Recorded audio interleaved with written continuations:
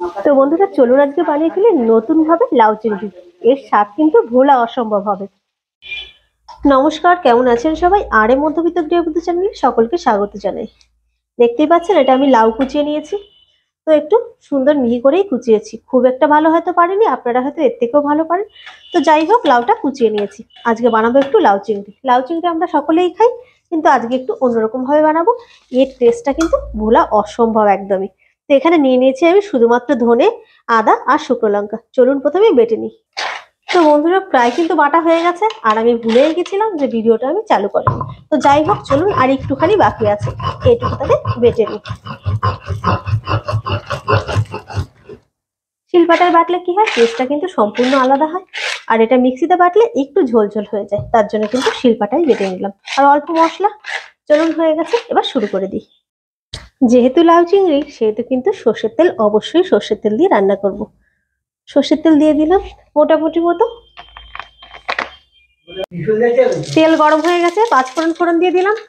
এবার দিয়ে দেবো মশলা, সঙ্গে সঙ্গে কিন্তু একটু জল দিয়ে দেবো। দিয়ে দেবো লবণ, পরিমাণ মতো হলুদ। এবার সুন্দর করে মিলিয়ে নিয়ে, যেহেতু জল দিয়েছি, এটাকে কিন্তু প্রথমে হাফ কষে নেব, তারপরে কিন্তু অবশ্যই কাজ রয়েছে। যেহেতু বলেছি লাউ চিংড়ি অন্যরকম ভাবে করব। মোটামুটি ভাবে কিন্তু কষাটা হয়ে গেছে, এবার দিয়ে দেব চিংড়ি। এই সময় কিন্তু চিংড়িটা দেব, টেস্টটা কিন্তু এতেই আসবে। চলুন চিংড়িটা দিয়েও কিন্তু এবার খুব সুন্দর করে কষে নেব।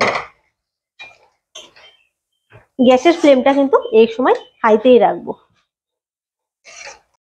তো বন্ধুরা মশলায় আমি একটুখানি জল বেশি দিলাম, কেন, চিংড়িটা কিন্তু আমি আগে থেকে ভেজে নিইনি। এইভাবে দিলে কিন্তু টেস্টটা ভালো হয়। এতে করে কি হবে, চিংড়িটা সেদ্ধও হয়ে যাবে, আর মশলাটার সঙ্গে যখন জলটা শুকিয়ে যাবে, কষাটাও কিন্তু কমপ্লিট হয়ে যাবে। এতে করে চিংড়ির যে ফ্লেভারটা সুন্দর করে কিন্তু আমাদের লাউতে পাবো। তো চলুন সুন্দর করে কষে নিই আরেকটু। আর একটু গ্রেভি থাকতে থাকতে আমি কিন্তু লাউটা দিয়ে দেবো। তো বন্ধুরা দেখতেই পাচ্ছেন কষাটা প্রায় কিন্তু আমাদের কমপ্লিট। ঠিক এই সময় দিয়ে দেবো কিন্তু আর একটা জিনিস, যেটা হলে কিন্তু, মানে না হলে কিন্তু স্বাদটা একদমই ফিকে থেকে যাবে।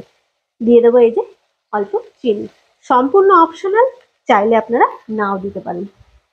এবার চলুন, এবার নেড়ে নিয়ে এবার কিন্তু আমাদের যে লাউটা কুচিয়ে নিয়েছিলাম, সেই লাউটা দিয়ে দেবো।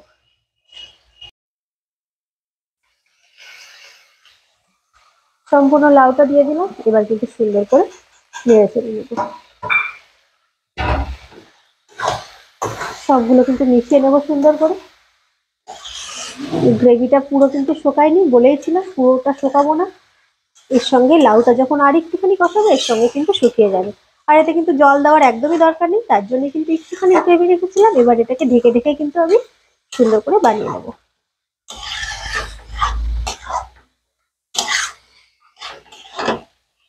তো বন্ধুরা সুন্দর করে কিন্তু মিশিয়ে নিয়েছি, দেখতেই পাচ্ছেন লাউ থেকে কিন্তু অলরেডি জল ছাড়া শুরু হয়ে গেছে, যেহেতু এখানে লবণ দেওয়া রয়েছে। তো এখন কি করব, আমরা অনেক সময় তেজপাতা কিন্তু তেলের উপরে দিই, কিন্তু এই সময় তেজপাতা কিন্তু তেলে দেবো না। এই যে ঝোল, ঝোলটার উপরে দিয়ে দেবো, আর এটা কিন্তু একটু চাপা দিয়ে দেবো।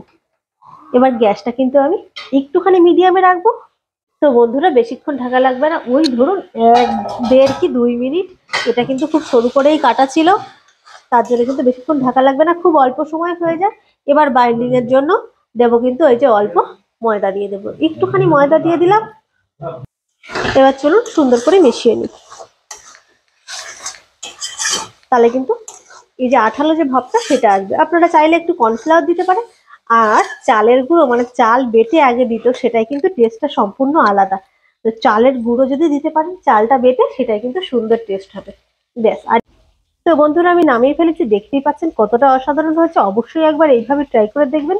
লাউ চিংড়ি কিন্তু এইভাবে দারুণ টেস্ট হয়। তো আজকের মতো এটুকুই, আবার একটা রেসিপি নিয়ে আপনাদের সামনে চলে আসবো। টাটা।